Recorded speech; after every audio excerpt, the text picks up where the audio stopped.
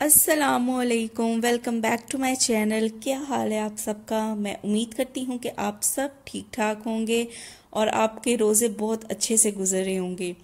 तो last vlog में मैंने आपसे शेयर किया था कि रमज़ान की प्रिपरेशन के लिए जो जो ग्रॉसरी मैं लेके आई थी। चलिए स्टार्ट करते हैं अपने इस नए व्लॉग को। तो यहाँ पे है जी, रमज़ान से एक दिन पहले का ये दिन है और वीडियो आपको लेट मिलेगी। होपफुली कि सहरी में पराठे बनेंगे, इसलिए मैं यहाँ पे आटा गूंद रही हूँ। तो आटा गूंदने के लिए यहाँ पे मैंने इसके अंदर डाला है नमक। और कुछ लोग नमक ऐड करते हैं, कुछ लोग स्किप कर देते हैं, नहीं ऐड करते, लेकिन मुझे बेसिकली ये अच्छा लगता है कि आटे के अंदर नमक हो तो उसका एक अलग ही टेस्ट आता है। तो यहाँ पे मैं फटाफट आटा गूंद लूंगी। पहली सहरी की भी ना अपनी एक एक्साइटमेंट होती है, आप एक अजीब सी एनर्जी अपने अंदर फील कर रहे होते हैं। लेकिन ऐसा क्यों होता है कि जैसे जैसे रोजे गुजरते जाते हैं तो वो एनर्जी लेवल आपका लो होता जाता है।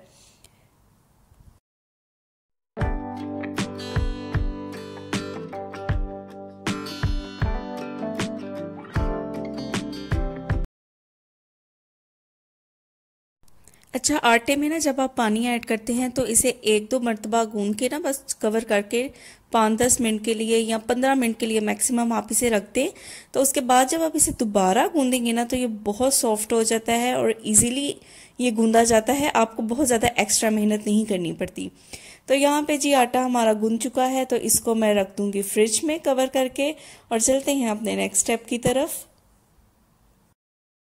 अच्छा, ये वाइट कलर की कबर्ड आपको साइड पे नजर आ रही है ना, ये बेसिकली शूज के लिए कबर्ड है। पर इसका वाइट कलर होने की वजह से ना ये बहुत गंदी लगती है और भाई और हस्बैंड इसके ऊपर अक्सर जूते रख देते हैं, तो जिसकी वजह से इसका कलर बहुत डल हो गया। तो ये मैं मैट लेके आई थी गिफ्ट मार्केट से, यहाँ से गिफ्ट मार्केट से ये मैट मैंने लिया था। और एक तो मैं इसकी टॉप जो कबर्ड है, शू कबर्ड, इसकी टॉप को कवर करूंगी और इसके जो साइडों वाली दीवार है ना वो भी इनके जूते रखने की वजह से बहुत ज्यादा गंदी हो गई है।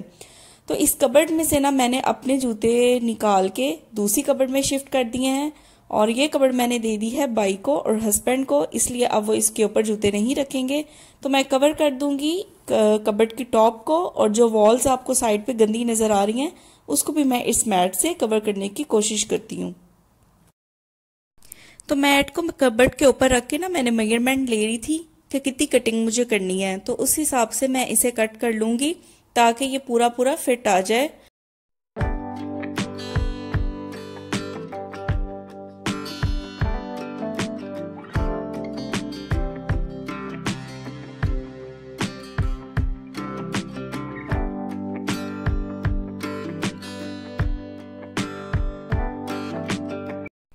ये मैट जब गिफ्ट मार्केट से भी लेके आए हैं ना, तो जो पर्सन वहां पे काट के दे रहा था उसने सही तरह से ना इसकी कटिंग नहीं की हुई थी, तो वो बिल्कुल भी ना इक्वल नहीं आ रहा था। तो पहले मुझे वो भी इक्वल करना पड़ा और फिर मुझे कबर्ड के ऊपर रख के इसका साइज लेके दोबारा इसको कटिंग करनी पड़ी कि कितना मुझे कबर्ड के ऊपर लगाना है। तो बस ये मैंने यहाँ पे UHU ले लिया है, ये मैं पाकिस्तान से लेके आई थी और इसके साथ मैं ये सारा मैट कवर कर दूंगी कबर्ड के ऊपर, सारा इसके ऊपर मैं फिक्स कर दूंगी। ये UHU वैसे भी बड़ी अच्छी रहती है और बहुत ज्यादा ना ये मजबूत होती है, हिलता नहीं है इससे कपड़ा बिल्कुल भी, और अच्छी तरह स्टिक हो जाता है। तो बस इसको मैं अप्लाई कर दूंगी और सारी कबर्ड मैं इस मैट से कवर कर दूंगी। तो देखें काफी हद तक कबर्ड की लुक चेंज हो गई है। तो जो एक्स्ट्रा मैट बचा था उससे मैं वॉल्स जितनी जितनी गंदी हैं वो भी कवर कर दूंगी। तो बहुत ही एक नीट लुक आ रही थी और दिल खुश हो गया था इसको देख के। और अब इन दोनों का मना है जूते इसके ऊपर रखना।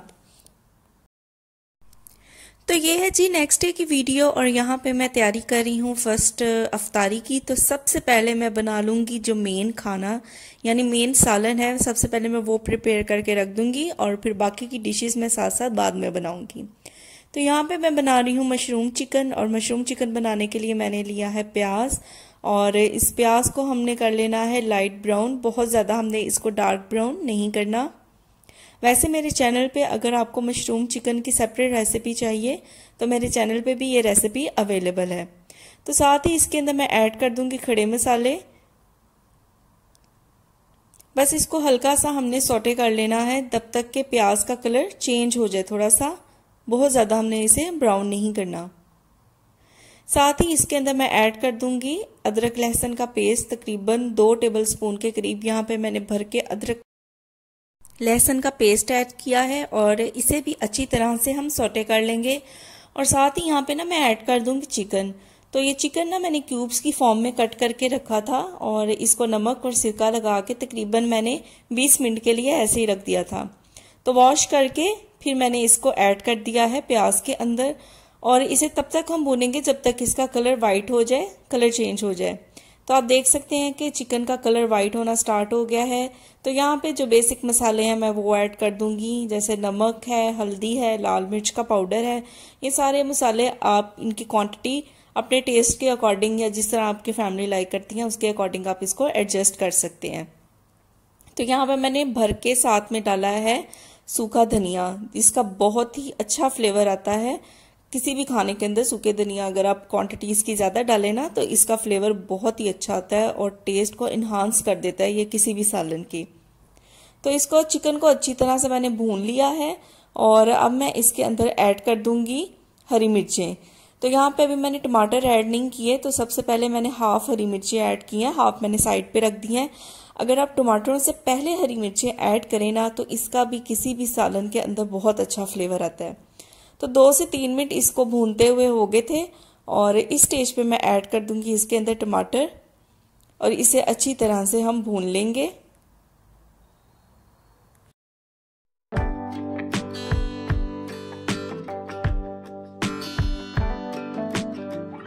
टमाटर ऐड करने के बाद यहाँ पे तकरीबन 10 मिनट के लिए इसे ऐसे ही कवर करके रख दूंगी ताकि टमाटर सॉफ्ट हो जाएं। और 10 मिनट के बाद इसका हम लिड रिमूव करेंगे और अब मैं इसके अंदर शामिल कर दूंगी मशरूम्स। तो ये कैन वाले मशरूम हैं, प्री कट होते हैं, पहले से ही कटे होते हैं और बॉइल्ड होते हैं। तो इनको मैं ऐड कर दूंगी, इसीलिए ये बहुत ज़्यादा ना टाइम नहीं लेते हैं कुक होने में क्योंकि ये ऑलरेडी कुकड होते हैं। तो बस इसको अगेन कवर करके रख दूंगी ताकि मशरूम्स का जो एक टेस्ट है वो भी हंडिया में शामिल हो जाए। तो यहाँ पे जब तक मशरूम्स और चिकन थोड़ा सा गलता है यानी भुनता है तो तब तक मैं ये रिफिल कर लेती हूँ डिश वॉश सोप। इस कंटेनर के अंदर ये एम्प्टी हो चुका था तो डिश वॉश सोप नहीं था, है तो अभी वो मार्केट से जब रमज़ान की शॉपिंग करके आए हैं ना तभी ये मैं लेके आई थी। तो वो मैं इसके अंदर ऐड करके तो इसको फिल अप कर दूंगी।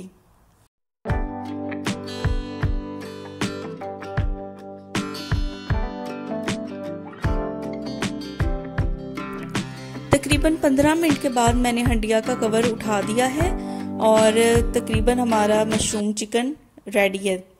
और बस इसके अंदर मैं थोड़ा सा पानी ऐड करूंगी, जितनी ग्रेवी आप रखना चाहते हैं आप उतना इसके अंदर पानी ऐड कर दें। अच्छा, अगर आप बहुत ज़्यादा इसका शोरबा बनाएंगे ना तो उसका इतना टेस्ट नहीं आएगा। थोड़ा सा आप इसे ग्रेवी टाइप रखें ना तो ये ज़्यादा टेस्टी बनेगा मशरूम चिकन। तो साथ ही मैं इसके अंदर बाकी की हरी मिर्चें ऐड कर दूंगी। साथ ही इसके अंदर मैं ऐड कर दूंगी गरम मसाला। और बस ये हमारे मशरूम चिकन ये हंडिया हमारा फर्स्ट स्टेप कंप्लीट हो गया है। हमारी मेन हंडिया रेडी हो चुकी है और अब मैं चलूंगी बाकी की जो प्रिपरेशंस मुझे करनी है आज की इफ्तारी के लिए वो करूंगी।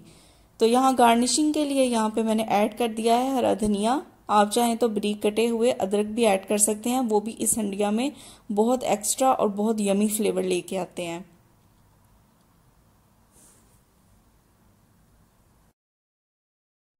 अब तैयारी कर लेते हैं जी अपनी नेक्स्ट डिश की। तो यहाँ पे मैं बनाने लगी हूँ आलूओं के लच्छेदार पकोड़े। तो यहाँ पे मैंने 2 बड़े साइज के ना आलू ले लिए हैं और मैंने साथ में ग्रेटर ले लिया है। तो मैक्सिमम साइज का जो ग्रेटर होगा ना आपने वहां से इसको ग्रेट करना है और आलूओं को आपने लंबी साइड से ग्रेट करना है, छोटी साइड से आपने इसे ग्रेट नहीं करना। इस तरह लंबे लंबे आलू के लच्छे बन के तैयार हो जाएंगे।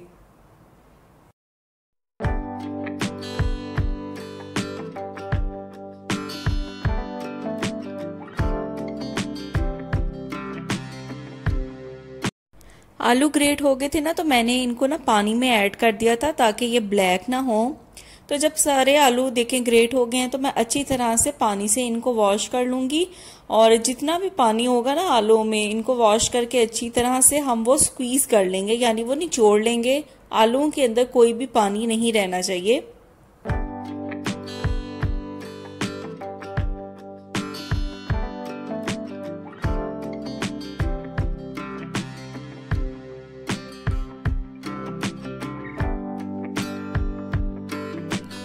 आलू अच्छी तरह से ड्राई हो गए हैं ना, तो अब मैं इसके अंदर ऐड करने जा रही हूँ बेसन।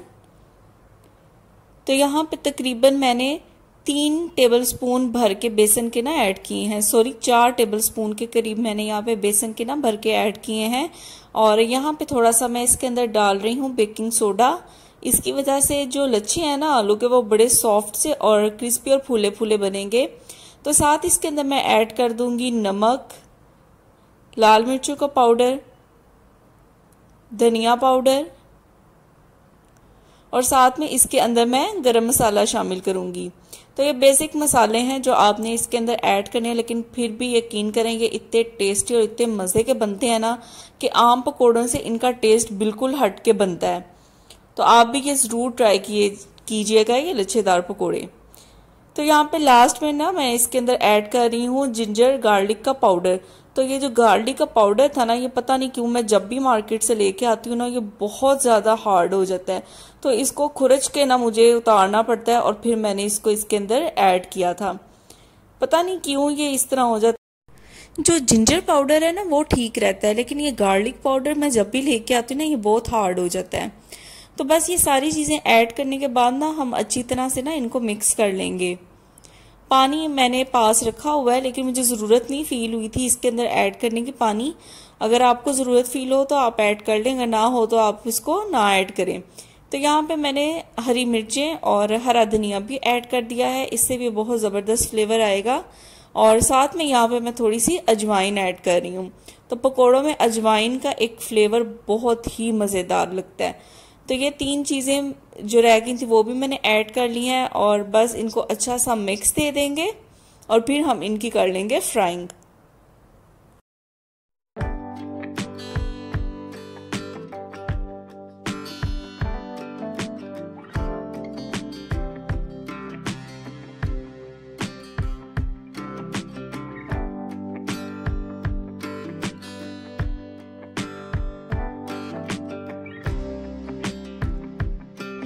रोज़ा खुलने में ना बस थोड़ा सा ही टाइम रह गया था, तो फटाफट मैंने फिर पकोड़े फ्राई कर लिए हैं। और अभी मुझे साथ में ना एक और चीज़ भी बनानी थी, तो बस मैं ये कह रही थी कि फटाफट ये काम हो जाए, तो लास्ट चीज़ जो एक रह गई है वो भी मैं फटाफट बना लूँ।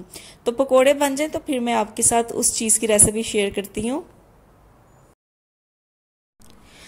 तो पकोड़े हमारे फ्राई हो गए हैं, तो चले चलते हैं अपनी लास्ट डिश की प्रिपरेशन की तरफ। तो मैं बनाने लगी हूँ जी मैक्रोनी सैलड। और यहाँ पे हम एक रेस्टोरेंट में जाते हैं, यहाँ दुबई में या शारजा में बहुत फेमस है अल नवाब रेस्टोरेंट। तो वहाँ पे ये मैक्रोनी सैलड केचप के अंदर बनता है और बहुत ही टेस्टी होता है। तो ये हस्बैंड की फरमाइश पे मैं बना रही हूँ। और यहाँ पे मैंने पैन ले लिया है, और पैन के अंदर मैंने डाल दिया है पानी, नमक और ऑयल, और इसको मैं बॉईल होने के लिए रख दूंगी। और यहाँ पे मैंने निकाल लिया मैक्रोनी, और तकरीबन 1 कप के करीब यहाँ पे मैं मैक्रोनी लूंगी। तो जैसे ही पानी बॉईल होना स्टार्ट हुआ है ना, तो इसके अंदर मैंने मैक्रोनी ऐड कर दी है। तो जब तक हमारी मैक्रोनी बॉईल होती है तब तक मैं वेजिटेबल्स जो कट करने हैं मुझे, मैं उनकी कटिंग कर लूंगी। अच्छा, यहाँ पे मैं सैलेड के अंदर जो चीज़ें ऐड करूँगी ना, वो बंद गोभी है, खीरा है और प्याज है। आप अपनी मर्जी से भी कोई वेजिटेबल्स इसके अंदर ऐड करना चाहें तो आप इसके अंदर ऐड कर सकते हैं। लाइक अगर आप मटर ऐड करना चाहते हैं, गाजरें ऐड करना चाहते हैं, शिमला मिर्च ऐड करना चाहते हैं, तो आप वो भी ऐड कर सकते हैं। लेकिन मैं बिल्कुल उसी रेस्टोरेंट के स्टाइल की बना रही हूँ, और उसके अंदर मैंने यही 3 चीज़ें बेसिक देखी हैं, खीरा, प्याज और बंद गोभी। तो मैं वही कंसेप्ट रख के तो ये प्रिपेयर करूँगी।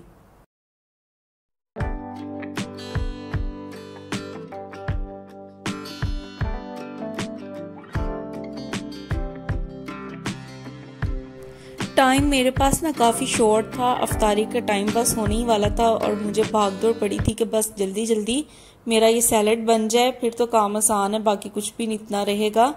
तो बस ये देखें यहाँ पे मैंने प्याज भी डाइस कर लिए हैं, स्क्वायर फॉर्म में कट कर लिए हैं, और लास्ट में रह गई थी बंद गोभी, तो इसको भी मैं क्यूब्स की फॉर्म में फटाफट कट कर।